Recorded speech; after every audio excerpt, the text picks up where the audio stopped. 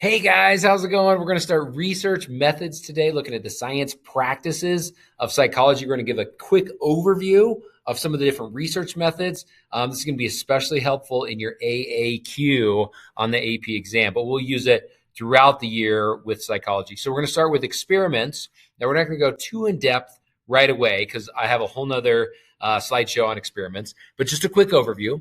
Experiments are research designed to carefully control conditions. That's key right there. Control conditions in order to measure behavior of manipulated variables. So there's something you're going to be changing and you're going to have this controlled environment. So the example I like to give is marathon running and caffeine.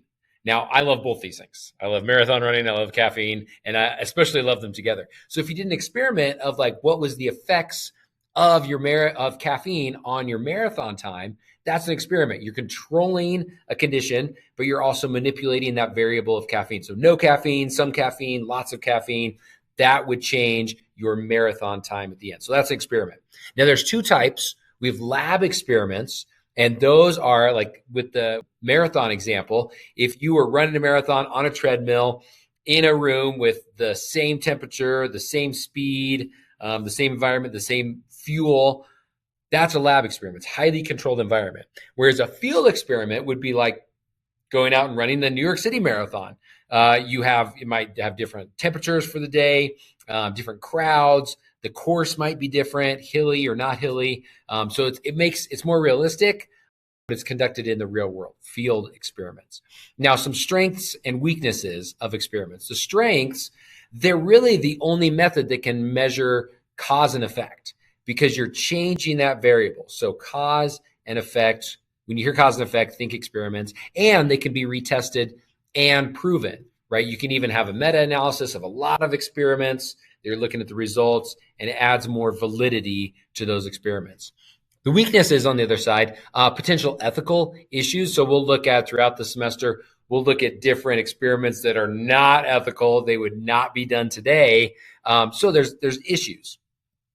Also, results can be skewed by bias, by the researcher, by the participant, not on purpose, but there's biases that come up in these experiments that would skew and change the results. So they got to be very careful when they do that. And again, we'll talk all about experiments next time.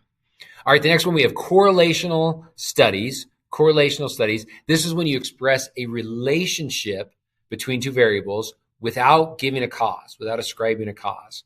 They can't show cause and effect, but they may show a link. Now, pro tip right here, you want to look for those two words. You want to look for relationship and link. When you see those on the AP exam, that's your ticket to know that they're talking about a correlational study. So relationships, links, those are correlations, right? Not cause and effect, but some sort of connection between the two. Now, you've probably heard this. Correlation does not equal causation, right? So there's no cause and effect here, but there's some sort of relationship. So like shoe size and height, they are correlated. It doesn't mean that if you have big feet, you're going to be tall. Or if you have small feet, you're going to be short. It's not cause and effect. This is used when manipulating a variable would be unethical. For example, if a researcher wanted to test the effects of Adderall on school grades, I could not split up half my class, give them Adderall, the other half, not give them Adderall, and just see what happens, right? That would not be an ethical experiment to do. Another example, when I was an early parent, my daughter, she was 6 months old. She was on the changing table. What should you not do when you're changing a baby who can roll over on the changing table? You should not leave them. What did I do? Left her. She rolled off. She fell on the floor. Went and scooped her up. I was like, oh my gosh. Now, babies are plastic. They are indestructible. She was totally fine. She wasn't even crying. But I was telling the story to my father-in-law, who's an ER doctor, and he told me they did an experiment where they took 1,000 babies and they dropped them from 3 feet high onto tile floor on their heads. And they were all okay. Now, was that an experiment? No, absolutely not. It was a correlational study. They looked at all of these instances in hospitals where babies had fallen off onto the floor and then tracked them, saw they were okay. Please don't drop babies on the floor. Anyway, just an example there. A correlation can be graphed using a scatter plot. So you remember these, graphing pairs of values on the x-axis and the y-axis. Now, two things you want to know. So positive and negative. A positive correlation moves in the same direction. So they can both move up or they can both move down, but it's the same direction. So for example, exercise and fitness. As your exercise goes up, as you exercise more and more and more, your fitness level goes up and up and up. And same as the opposite, right? As you exercise less, your fitness level also goes down. Now, a negative is inverse, right? So they're opposite. So think of cold weather and clothing. As temperature goes down, you're going to be wearing more and more clothes. As temperature goes up, you're going to be wearing less and less clothes, right? So that's a negative correlation. They go opposite directions. Let's do some practice. Here we go. These are actual experiments, studies that have taken place. Tell me if they're positive or negative. The more young children watch TV, the less they read. Is that positive, same direction, or negative, opposite direction? It is negative, opposite direction. The more sexual content teens see on TV, the more likely they are to have sex. That is a positive correlation. The longer children are breastfed, the greater their later academic achievements. Yep, positive, same direction. And last one, let me move my face.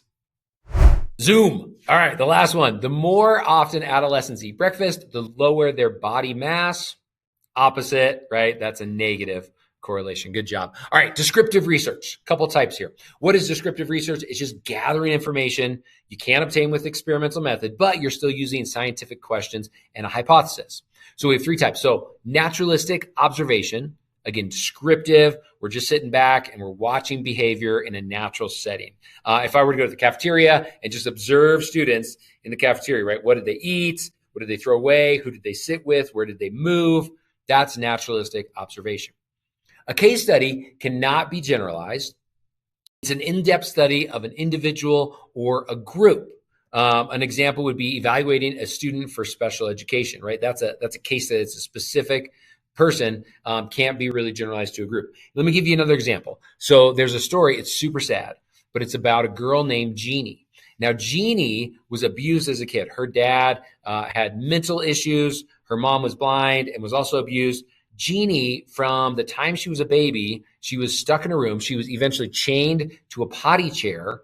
Anytime she made a noise, her dad would beat her, so she never learned language. Now, she was rescued. Her and her mom were rescued when she was 12, and during rehabilitation, she was also studied by psychologists. She learned the labels for things very quickly. She was passionate about finding what was the name for all these things: chair, rug, desk, all these different things. But where she never really completed her language was grammar, like the little words that make sentences make sense. So a sentence like the large boy rode the small bike. She would say large boy rode bike. She would miss those little words that created the fluid sentence. The third one is surveys. So surveys, you know what a survey is. I'm sure you've taken a million. List of questions to answer. They're good because they're cheap and they're fast. You can get a lot of information very, very quickly, but there's lots of problems. One, they're not random. Very difficult to get a random sampling where you could apply it to a larger population. Those who answer often have extreme opinions. Think about Amazon reviews, right? The people that leave reviews are the ones that love it, 5 stars, or just hate it, 1 star. There's low response rates, and wording can skew results. And you think about that, like, how can the wording skew results? Let me give you an example. All right, this is my guy, Dan Ariely. I love him. He's one of my favorite psychologists. This is an old TED Talk of his, but he kind of talks about this idea, cognitive illusion. So I want you to think about 2 things while you watch this. It's just like 3 minutes long. Are we really in control of our decisions?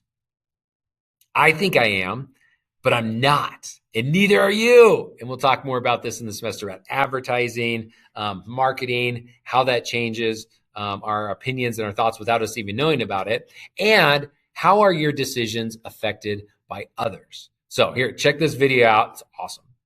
This is one of my favorite plots in social sciences. It's from a paper by Johnson and Goldstein. And it basically shows the percentage of people who indicate that they would be interested in giving their organs to donation. And these are different countries in Europe, and you basically see 2 types of countries. Countries on the right that seems to be giving a lot, and countries on the left that seems to be giving very little or much less. The question is why? Why do some countries give a lot and some countries give a little? When you ask people this question, they usually think that it has to be something about culture, right? How much do you care about people? Giving your organs to somebody else is probably about how much you care about society, how linked you are, or maybe it is about religion. But if you look at this plot, you could see that countries that we think about as very similar actually exhibit very different behavior. For example, Sweden is all the way on the right, and Denmark, that we think is culturally very similar, is all the way on the left. Germany is on the left, and Austria is on the right. The Netherlands is on the left, and Belgium is on the right. And finally, depending on your particular version of European similarity, you can think about the UK and France as either similar culturally or not. But it turns out that from organ donation, they're very different. By the way, the Netherlands is an interesting story. You see, the Netherlands is kind of the biggest of the small group. Turns out that they got to 28% after mailing every household in the country a letter begging people to join this organ donation program. Right, so you know the expression, begging only gets you so far? It's 28% in organ donation. But whatever the countries on the right are doing, they're doing a much better job than begging. So what are they doing? Turns out the secret has to do with the form at the DMV. And here's the story. The countries on the left have a form at the DMV that looks something like this. Check the box below if you want to participate in the organ donor program. And what happens? People don't check and they don't join. The countries on the right, the ones that give a lot, have a slightly different form. It says check the box below if you don't want to participate. Interestingly enough, when people get this, they again don't check, but now they join the program. Now, think about what this means. You know, we wake up in the morning and we feel we make decisions. We wake up in the morning and we open the closet and we feel that we decide what to wear, and we open the refrigerator and we feel that we decide what to eat. And what this is actually saying that much of these decisions are not residing within us. They're residing by the person who's designing that form. When you walk into the DMV, the person who designed the form will have a huge influence on what you'll end up doing. All right, pretty cool. Makes you think about what's going on out there in the world. All right, studies of development. This is quick. Longitudinal studies. Think of the word long. So when the same individuals are studied over a long period of time, from years up to decades. So if I followed a group of elementary school kids and then asked them questions in their middle school, high school, college, young adults, middle adults, that's a longitudinal study. Right? They're difficult because they take a long time and they're really expensive, but they show changes over time and they're really, really good. The other type of development study you can look at is a cross-sectional study. Now, this is quicker, it's usually less expensive, but it examines people of different groups at the same time. So rather than following one group of people for 40 years, instead, I will look at different groups. I'll look at elementary school kids, middle, high, college, young adults, all at the same time. It's a cross-sectional. So think of the word long, longitudinal, takes a long time to do it, and cross-sectional, boom, I'm just cutting it right there, and I'm getting all these different groups, all this information. Whoa, almost dropped my phone there. Holy smokes. For example, studying different age people at the same time, looking at differences. It's quicker, easier. You can generalize your findings to the population. Results can't measure changes over time. And it's difficult sometimes to find a population that differs by only one factor. So when you have the longitudinal study, it's great, but when you're doing cross-sectional, it's much more difficult to find that group. All right, very last thing here, just a quick overview. You don't have to write this down, but just go along with me. So we got descriptive research. Remember, that's observing and recording behavior. How is it conducted? We got case studies, surveys, naturalistic observation. We're not manipulating anything. We're just observing. Correlational studies. Detecting natural relationships, remember, link relationship, to assess how well one variable predicts another. So different things, statistical association, sometimes among survey responses, you can look at correlations. Again, nothing is manipulated. The last one, experiments, though, we're looking at cause and effect. We're manipulating one variable or other factors. Random assignment, we're going to talk all about this next time, but what we're manipulating is that independent variable. All right. Review time. We made it, guys. Here we go. I got 3 questions for you. First one, which of the following research method does not permit researchers to draw conclusions regarding cause and effect? All right. There's a hint with the picture. What's going on with this picture here. Let's see. Experimental research, surveys, case studies, correlational research, or naturalistic observation. Let me move my face here, get a little better picture. You got it? The answer is D, correlational research. D for directions. See, he's giving her directions. You see what I did there? All right, let's try another one. A researcher wants to investigate a unique brain tumor in a 10-year-old child to see how the tumor affects behavior. The researcher conducts many tests over 6 months. Which of the following would be the best research method to use? So we got survey, naturalistic observation, individual case study, experimental, design, or correlational study. You know, individual. We're looking at C, individual case study. C for cactus. The cactus. Lots of cactus. Okay, last one. Ooh, what do you think? What do you think? The observation in a classroom that the higher the room temperature, the lower the student performance. What is it? It's an example of negative correlation, zero correlation, positive correlation, independent correlation, dependent correlation. It is A, negative correlation. A for Aspen ski area. Aspen ski area. We're going skiing, baby. Not right now. It's August, at least for me. Do me a favor, guys, write a 1-sentence, 20-word summary. It's going to sink all that information into your brain. It's so good. Thanks for joining me. All right, next time we got experiments. Have a great day, my friends. Woohoo! Bye-bye.